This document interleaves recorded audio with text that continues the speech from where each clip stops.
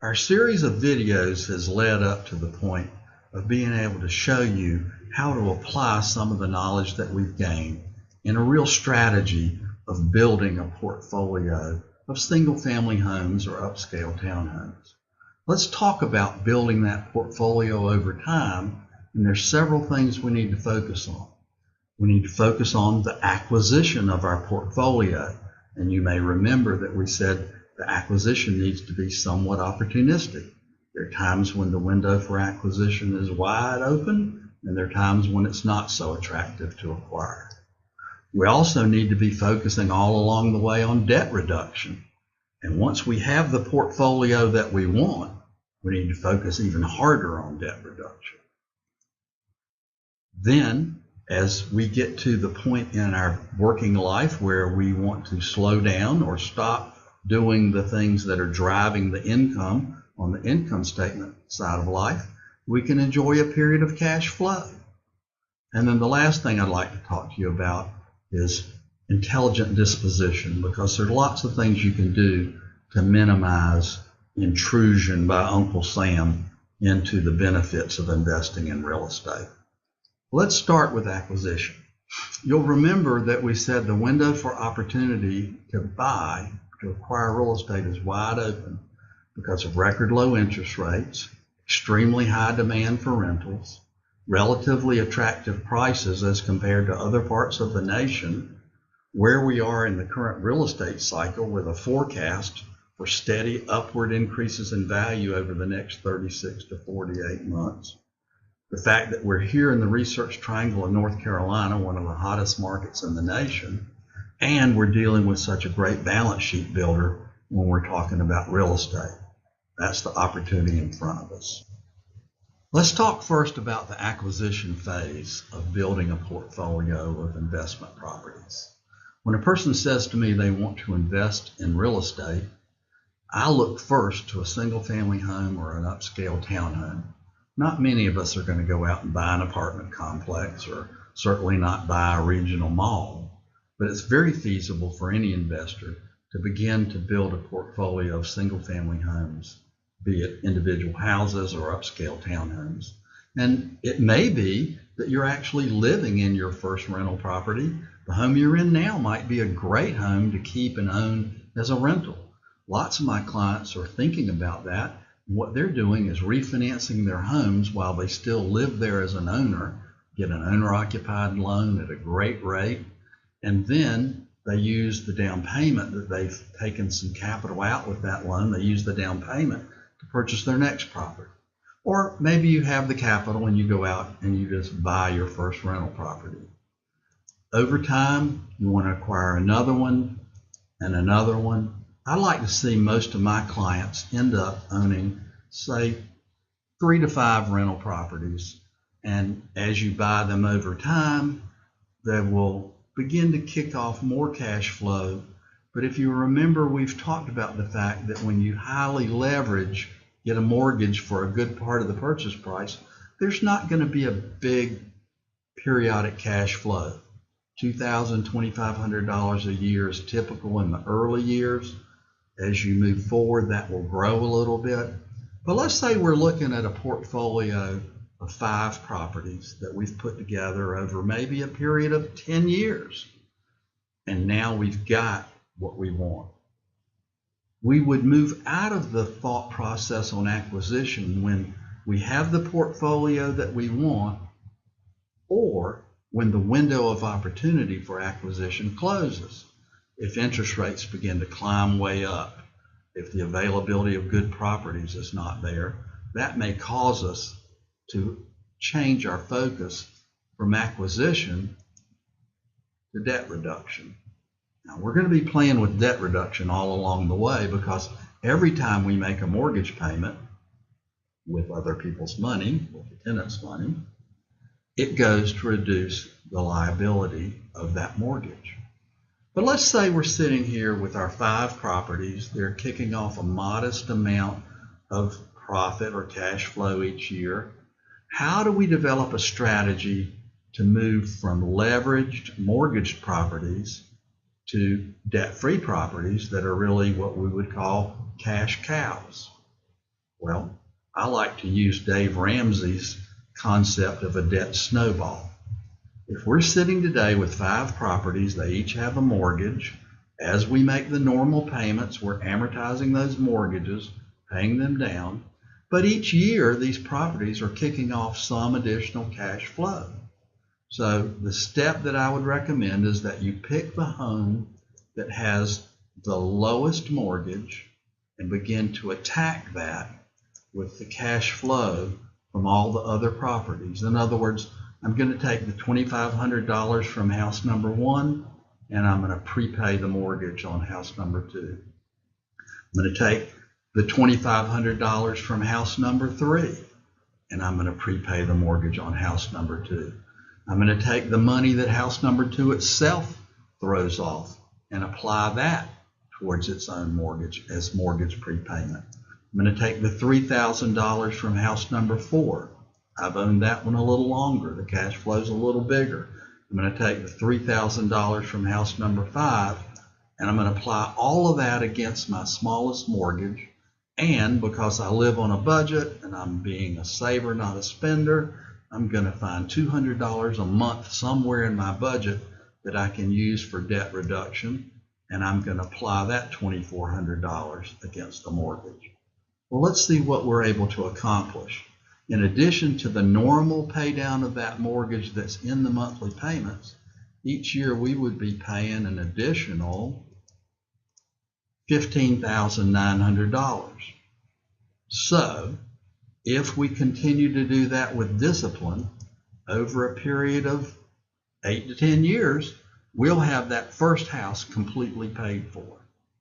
Once we have it completely paid for, it will now throw off, let's say, $25,000 instead of $2,500. There will be some expenses for insurance, taxes, and maintenance, but we don't have a mortgage, which was the biggest part of our expenses. So now house number 2 is throwing off $25,000. It's turned into a cash cow. Well, we take our debt snowball concept and we find the mortgage that is the next smallest, and we want to apply that $25,000, a much bigger number, against the mortgage, say, on house number 1.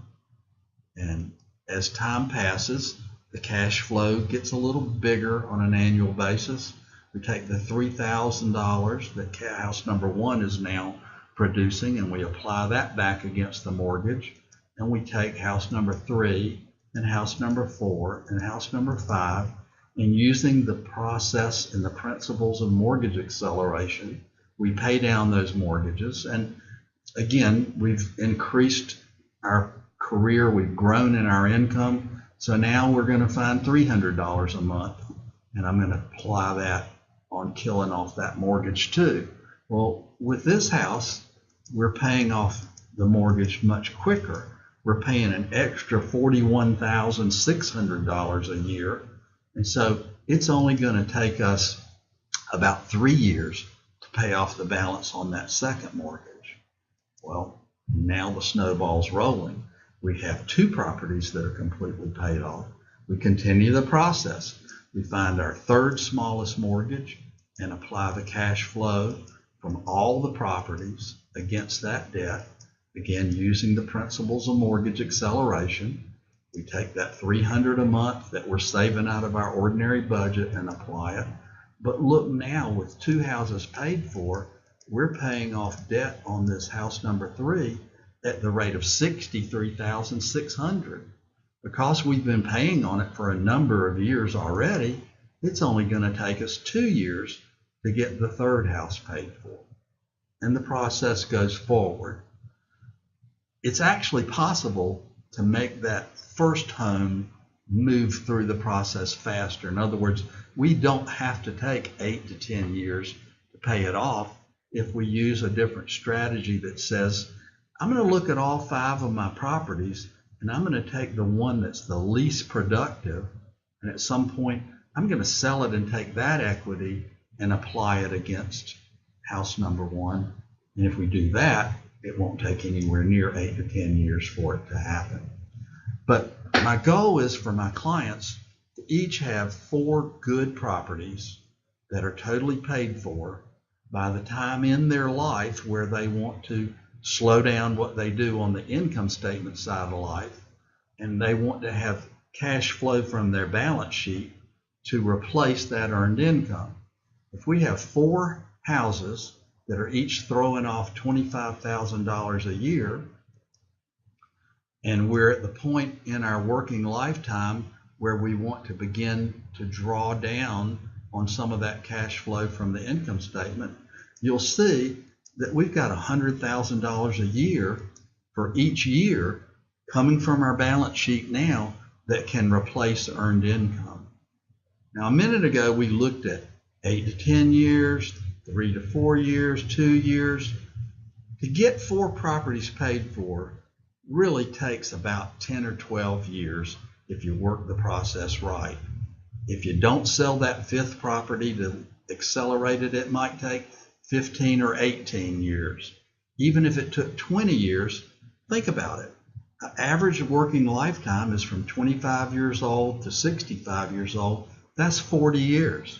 We're only looking for 15 to 20 years of that time frame to acquire, to use, and to pay off those properties so that it moves from being property that we own that's leveraged to property that we own that's debt-free and therefore a cash producer. Now, I always say that if you happen to be married to someone like my wife is married to, well, you're going to need maybe 8 properties for $200,000 a year, or 12 properties. You know, there's no right number. But my point is, if we invest in real estate, we let the normal processes build value through appreciation and value, let the tenants rent pay off our mortgages, it becomes a great balance sheet builder, and we can then use it as a cash producer to fund our lifestyle as we go. Now, the last thing I want to talk about a little bit today is intelligent disposition. You know, we're talking about assets that have gone up in value, debt that's been paid off.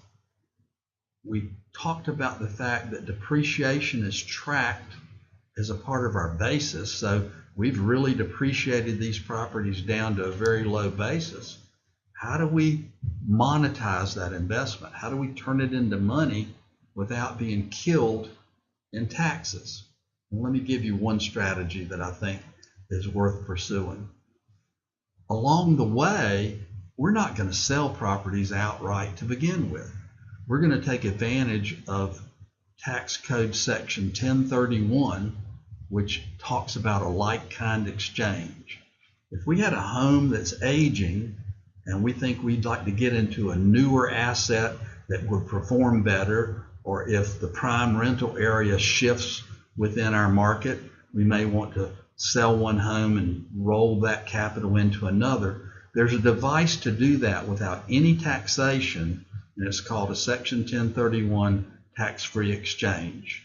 Look for our seminar about that, and we'll explain the details of that.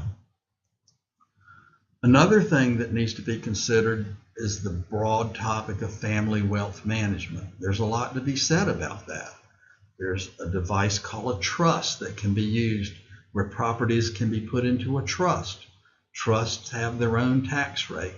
Trusts have their own lifetime. It's different from an individual, and it can be used to move property through generations without taxation, sometimes to hold during a person's lifetime and operate at a lower tax rate.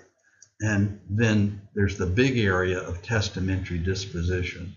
And just to sort of wet your whistle for some more talk about family wealth management, I want to give you an example of how this concept of testamentary disposition can work for you. Let's say that you die owning a portfolio of real property. Or let's say that you're late in life and I won't kill you off yet, late in life and you own a portfolio of 4 properties. They're each the example that we started with a long time ago. We bought the property for $200,000. We mortgaged at 80%, so the loan started out at $160,000, and we put $40,000 of our own money into it. Well, over time, we're talking about 30, 35 years, maybe longer, depending on when we started. And it may not be the exact same property because of Section 1031. We may have swapped it around. But this one piece of our investment portfolio has appreciated from $200,000 to $400,000 in value. If that seems unrealistic, I would challenge you to go back with me 25 years in North Raleigh or 25 years in Cary. What if we bought 4 houses 25 years ago in Cary? What would they be worth today? I think you see my point. We're talking about holding for a long period of time. This $200,000 house at the end of our life is now worth $400,000. So we've added $200,000 to our net worth from appreciation and value. Because we've used our mortgage acceleration techniques, we've paid the mortgage off and we have no debt now.